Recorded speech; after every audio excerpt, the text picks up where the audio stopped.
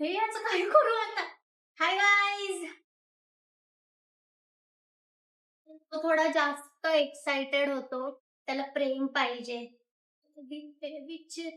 तर आज मी बनवणार आहे कांद्याची चटणी आणि भाकरी. मी हे करायला तर घेतलंय आता, पण मला एवढी भूक लागली आहे ना, आता हे कापून झालंय तर ह्याला फक्त आपल्याला तडका द्यायचा, अजून काहीच नाही. त्याच्यातच तुम्ही असं विचार करत असणार की हिला ज्या गोष्टी येत नाही त्याच गोष्टी का बनवते. जेवण बनवायला कधी शिकू मी?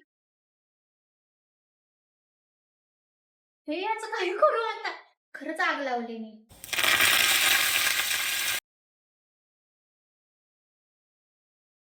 हा व्हिडिओ मम्मी बघेल ना, मम्मी मला कधीच घरात एकटी सोडून नाही जाणार. गॅस पण चालू ठेवलाय. मजा आ गया.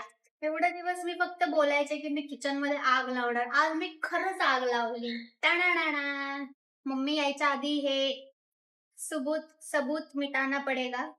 हे चपातीचं वाटतंय. खाऊन समजेल का? हात धुतलाय.